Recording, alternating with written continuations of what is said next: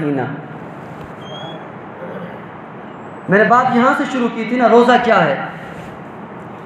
انسان کی زندگی کے لیے پانی اور روٹی یہ دو چیزیں ضروری ہیں، باقی ساری چیزیں زندگی کے لیے ضروری نہیں، انسان کی خواہش اور ہوس کے لیے ہیں. تو اللہ رب العزت رمضان کے مہینے میں انسان کو حکم دیتا ہے کہ اے میرے بندے، جو چیز تیری زندگی کے لیے ضروری ہے، پانی اور روٹی، صبح سے لے کر شام تک میرے حکم کے مطابق میرا کہا مان کر صبح سے لے کر شام تک پانی اور روٹی چھوڑ دے، دیکھ میں تجھے کتنا نوازتا ہوں. اس کو کیا کہتے ہیں؟ روزہ کہتے ہیں. اور 12 مہینوں میں یہ ایک مہینہ انسان کی تربیت کے لیے کیوں آیا کہ انسان فرشتوں سے بھی اعلیٰ بن جائے. اور اللہ رب العزت نے انسان کی یہ تربیت کیوں کی ایک مہینہ؟ پتہ ہے کیوں؟ اس لیے کہ انسان کا اصلی گھر، بلکہ اگر میں اپنی زبان میں کہوں، انسان کا آبائی گھر جو ہے وہ پتہ ہے کیا ہے؟ جنت ہے. ہم کس کی اولاد ہیں؟ آدم علیہ السلام کی اولاد ہیں. اور آدم علیہ السلام کو اللہ تبارک و تعالی نے جو گھر عطا کیا وہ جنت تھا.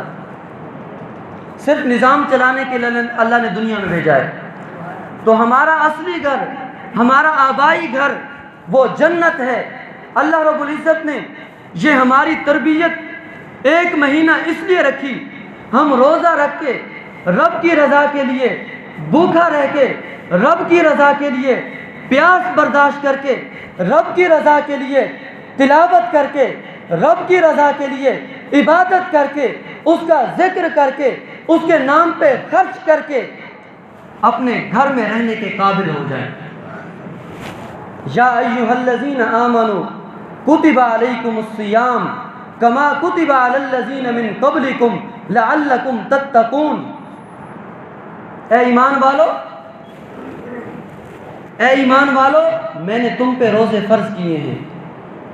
اور بڑی خوبصورت بات علماء نے لکھی ہے کہ اللہ تبارک و تعالی نے اپنے محبوب کو قرآن میں مخاطب کیا تو خوبصورت لفظوں میں، اپنے محبوب کی امت کو مخاطب کیا تو خوبصورت لفظوں میں. اب دیکھیں نا، نبی علیہ السلام جو قرآن رب کا کلام ہے اور اللہ نے بھیجا ہے، اور اپنے محبوب سے مخاطب ہوا ہے اللہ اپنے کلام کے ذریعے. اب دیکھیں اللہ تبارک و تعالیٰ نے اپنے محبوب کو مخاطب کیا کن الفاظ میں. اللہ کو اپنے محبوب سے پیار کتنا ہے، محبت کتنی ہے. انداز دیکھیے، اگر اللہ کا محبوب بستر میں ہے، کمبل اوڑھے ہوئے ہے، تو رب نے کہہ دیا یا ایھا المدثر.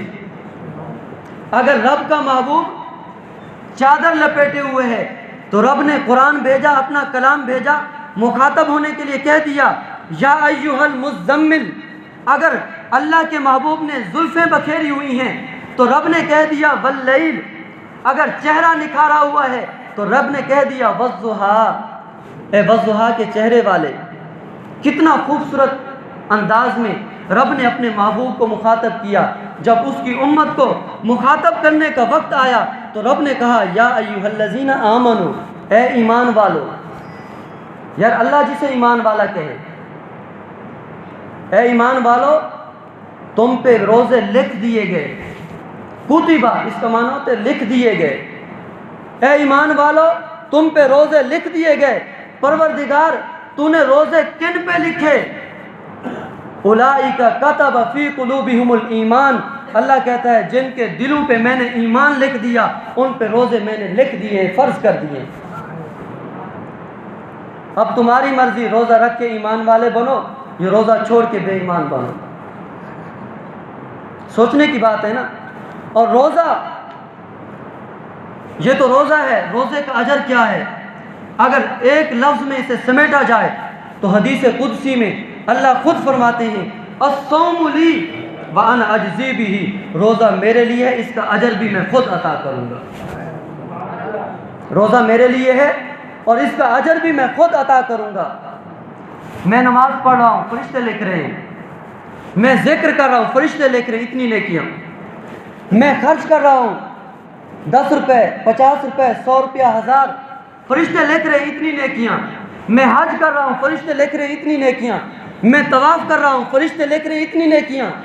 جب میں روزہ رکھتا ہوں اللہ کہتا ہے الصوم لی، روزہ میرے لیے رکھا، وَأَنَا أَجْزِي بِهِ، اجر بھی میں خود عطا کروں گا۔ جب پروردگار خود اجر عطا کرنے کے لیے بیٹھا ہے تو کتنا اجر دے گا اس کا کوئی حساب ہی نہیں۔ اللہ رب العزت سے دعا ہے اللہ پاک ہم سب کو، رمضان مبارک آنے والا ہے، اللہ تبارک و تعالی رمضان کی سعادتیں، نیکیاں، عبادتیں ہم سب کے مقدر میں لکھ دے۔ وما علینا الا البلاغ، سنت پڑھ۔